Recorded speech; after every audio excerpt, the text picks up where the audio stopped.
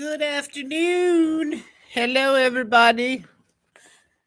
It's January 17th, 2020. I know you know it's 2020, and you probably know that it's January 17th, but I have to do a date stamp for the purpose of personal record. So when I take a look at this when I'm 150 years old, 140 years old, I'll know what it was like back in the day.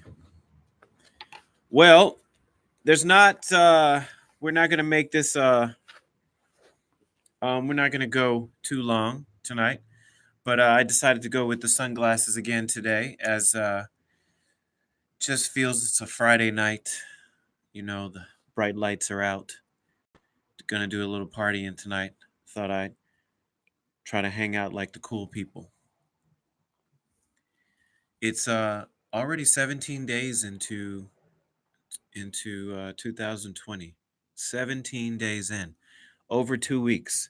2 weeks and 3 days put in the can, never to be seen again in 2020. We'll never get those days back. And it's kind of scary how fast it's going already. We're already over halfway through the first month of 2020. Now I wonder, what have people done? What have you done in the last 2 weeks, the first 2 weeks of 2020? What are your resolutions like? What are your goals like? What have you accomplished? Are you on track? Do you have any goals? I personally don't have any. I don't really do New Year's resolutions. I always have some sort of plans that I'm working on, regardless of what time of year it is. But obviously, all of these things do have uh, date expectations and requirements on the fulfilling of these particular items, but I'm wondering what it's like for others. Anyway, so again, over halfway through the month, we're going to talk about a few bullet points today and then get on to the party for the night.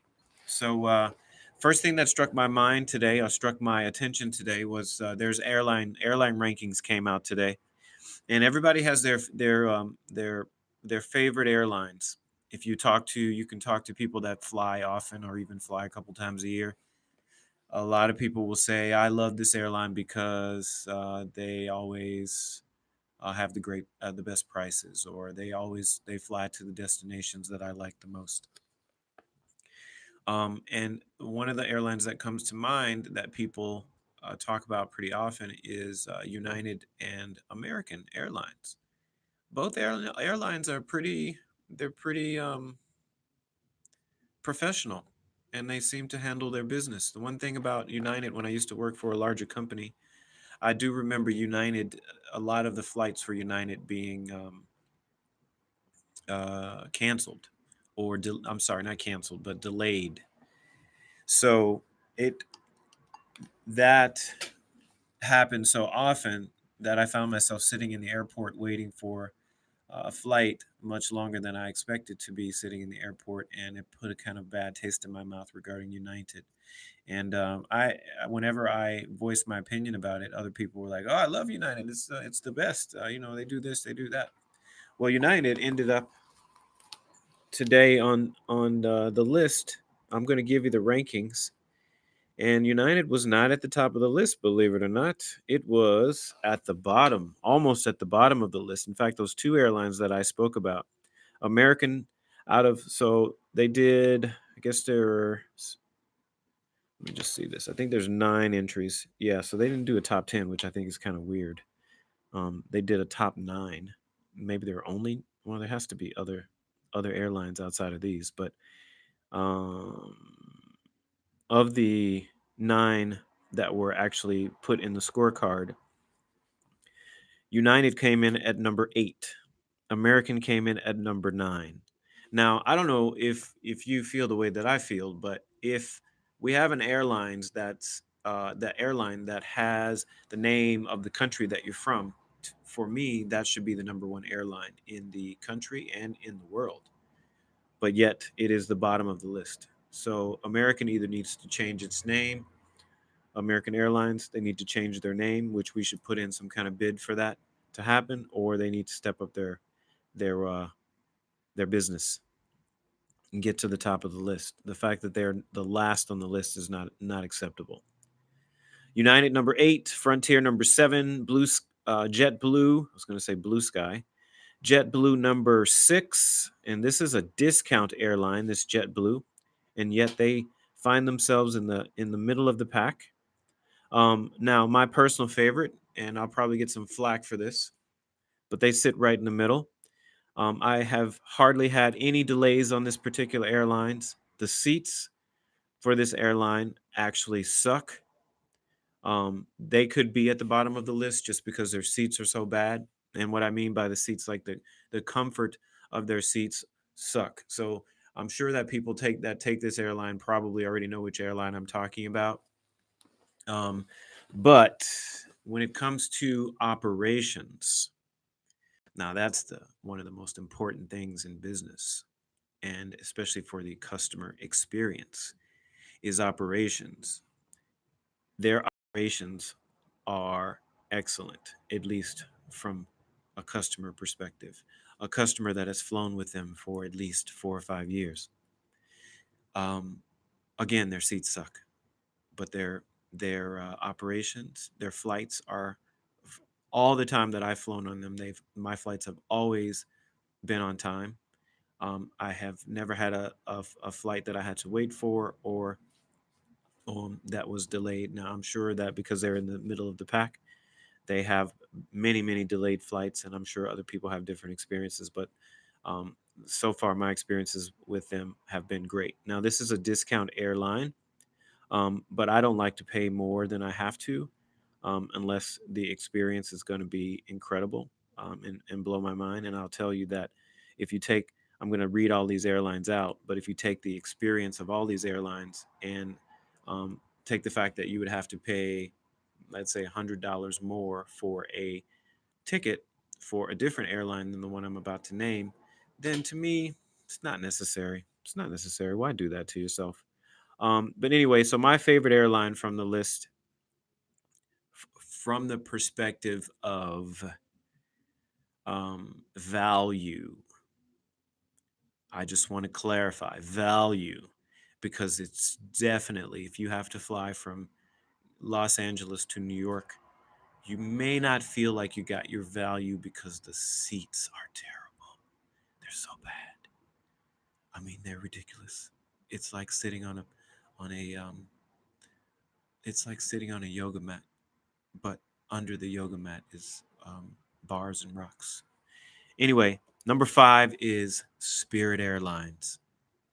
If you've ever flown on Spirit, you will know that they have a ridiculous app that you have to be, if you have any kind of mental impairments, you will not be able to get through that app without spending more money than you're supposed to. Like for instance, buying an addition a seat upgrade or additional bags, or they have another feature on the app where you can scoot to the front of the line like Disneyland. All sorts of craziness on their app, and then everything is, there's the thing that will cost you money is actually in a larger font. So and it's like placed in the right position to where if you make a mistake you might hit that particular button in order to spend more money. So that is a little bit they're kind of shisty in that way. But once you get past the app, you're gonna have a flight that's on time and people that are nice to you, just so you know. Okay, number 4 is Allegiant. I've actually never flown on that airline. Southwest is number 3. It's actually tied for the. I'm not sure why they're tied. So they're tied with Alaska at the number 2 overall ranking. And just so we're clear, they the categories are like if your bags are lost, how often are your bags lost? I think American lost bags. Now, don't quote me. I could be wrong, and I'm going to say allegedly, because I read an article and I don't always retain all the information, but I believe that compared to Delta, What was that number? So they have a category where you displace passengers. So if I purchase a ticket and I get up to the gate and they're like, "Oh, sorry, Mr. McGregor, um, we overbooked this flight. So is there any way you could take the next flight, or would you like to give up your seat for someone else?" And then all of a sudden you can't get on the flight. So that's never happened. Well, that's never happened to me where I didn't have a seat, but I have opted to not take a flight in order to let someone else get on the flight. And I think they gave us free tickets or something. But I'm not sure why I brought that up. But anyway, uh, I'm having a little bit of red wine here tonight, and I totally just lost my train of thought. All the more reason to have another sip. Anyway, oh, so I was saying that one of the categories was displaced passengers. So Delta only displaced 9 people in a year period, either 10 months to 12 months, and then American displaced 15,000 people. 15,000 to 9. What are you talking about? Like, can you imagine how many disgruntled people were mad um, at being kicked off of their flight, missing their whatever event they had, because the airline couldn't get it together, couldn't get their operations together. They couldn't get their operations as good as the discount airliner Sprint. I'm sorry, Spirit.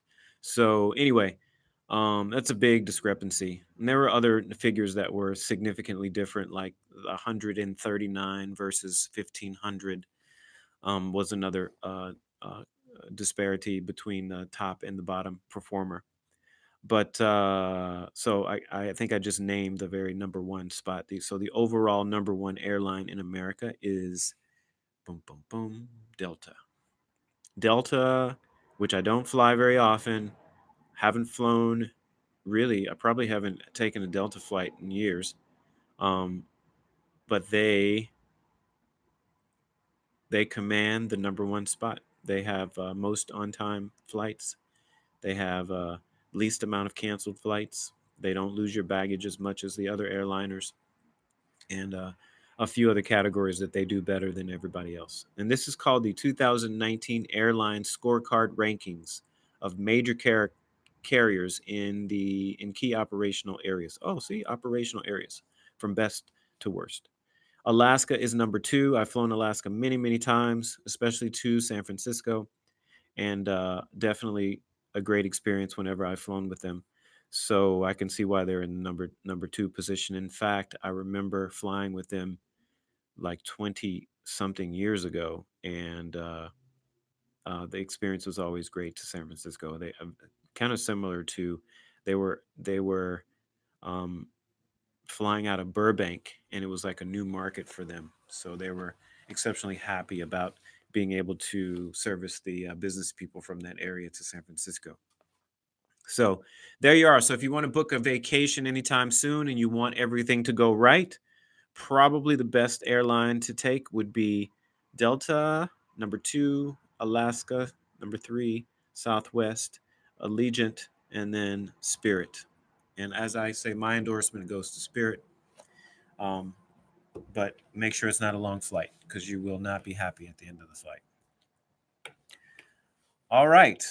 I had something else. Oh, yeah, well, never mind. Doesn't matter. So that is it for airlines. I'm not sure if you read in the news, but Tesla, the famed um, car company slash electric battery company or battery company, has now a new valuation, and the valuation is larger than both Ford and GM combined. So Tesla is now a bigger, more valuable company than the two car companies that have been around for 100 years. GM's been around, but Ford's been around for almost 100 years, if not 100 years. So Kind of crazy. You guys better step it up, man. I'm not sure what's wrong. You may need to get like a little Iron Man CEO in position to put yourselves on the map, because this is a big problem for you, because not only is the valuation going to hurt you, but also the situation that will happen in the future is that the new generation will stop buying your cars, and that would be an issue. So there you go. Now, somebody, I cannot see what they said. Sorry, whoever just wrote something. Um, the the I can't see with my sunglasses on, so I can't respond. Um, so next category, I talked about this yesterday or the day before, um, and I had a friend, uh, a guy I grew up with, that passed away today, and um, I'm a young guy compared to, um, you know, the let's say the age, the life expectancy, and it's kind of one of those things where you don't expect for I expect for these things to happen, are expected for these things to happen in later in life, you know, around that life expectancy time. So you start to um, feel like there's well you're preparing for the fact that these things are going to happen in the future. And anyway, rest in peace, old friend. You had a rough go at it. There were a lot of things that didn't work out for you, and you did try to hustle in your life, and so he was in his 40s, and it's very sad that he passed away. He's actually, I think he was going to be, he's the same age as me, a little bit older. So he was going to be 40, he's going to be 50 years old. So, um, what I mentioned the other day was that deaths are rising. It's so ironic. I mentioned this either yesterday or the day before, that deaths are rising in the age group, and he had a heart attack, and its cardiovascular deaths are rising between the ages of 45 and 64. And so this is a problem. And I called my some of my closest friends today, and I said, you better get your shit together. And a lot of people that I'm close to actually take okay care of themselves, but something I'm not sure.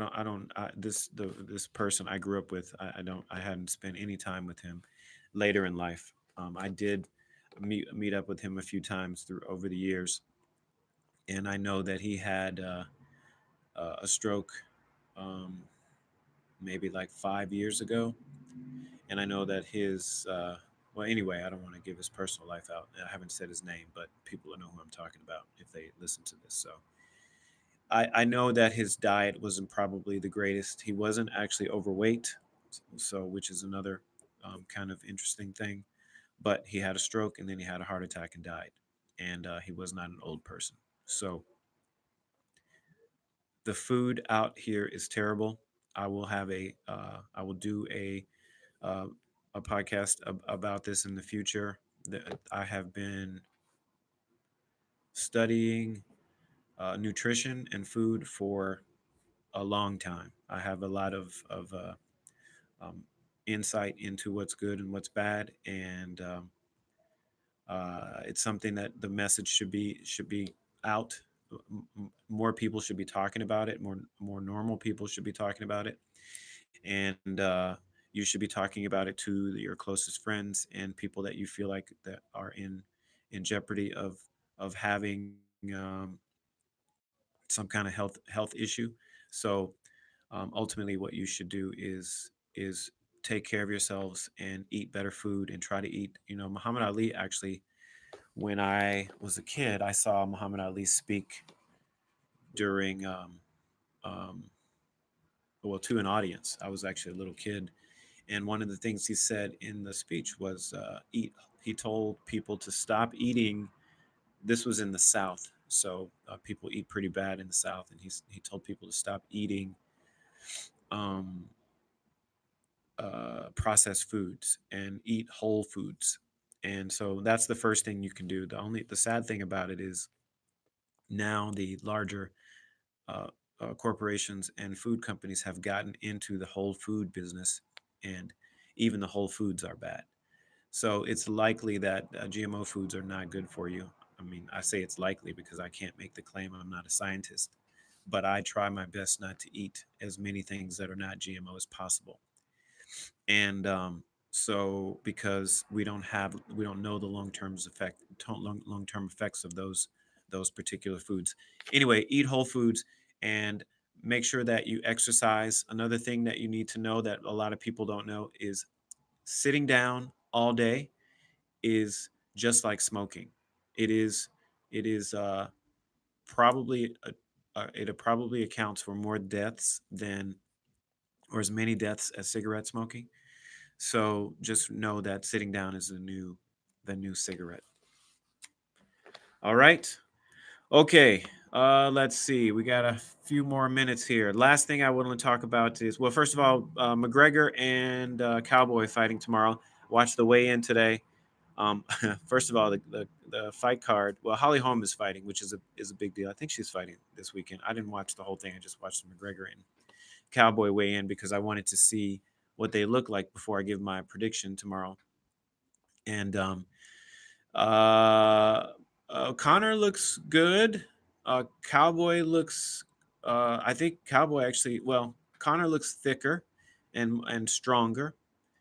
Cowboy looks super fit. Like he looks super fit. So, but he doesn't look quite as let's say beefy as Connor does, which may be a problem. But you know, he's a hell of a fighter and a submission master. So that's going to be a problem for McGregor, I think, as I know he does have some jujitsu or has jujitsu training and some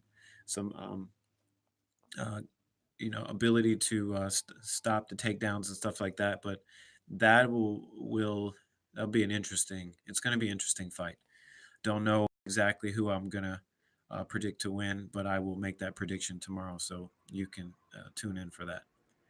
Um, the last issue I'd like to bring up, it's not really an issue, but it's something I thought was interesting today was feral cats. Feral cats. So wild cats in Australia are wreaking havoc on the wildlife population in Australia. I know it's something that you never think of. Uh, they are essentially, first of all, they're following the smoke and the smell, and it's something in their DNA. They know that if there's smoke, they know that there's going to be carnage, and they're going into areas where there's no brush. And even if the well, first of all, they're killing everything that's wounded. So any kind of wounded animal, they're going in and just destroying them. And they kill with no regard for waste. They just kill to kill. They definitely they do eat some of the animals, but anything that's moving, anything that they can kill, they're killing, and they're having an issue. And I did not know this, but domesticated, well, I shouldn't say domesticated, but cats in general in the world wreak havoc on ecosystems because they kill up in the upwards of 20 billion animals a year. 20 billion animals. And it's a real problem in Australia because they are not native to Australia. It's not an indigenous species. So it's a problem. So anyway, that's it. Send some money to Australia. If you didn't send any money to Puerto Rico, send some to Australia. Help those people out with their fires. And also look at why the areas in Australia are so dry. It has to do with possible rerouting of water. Adios. Have a good Friday night.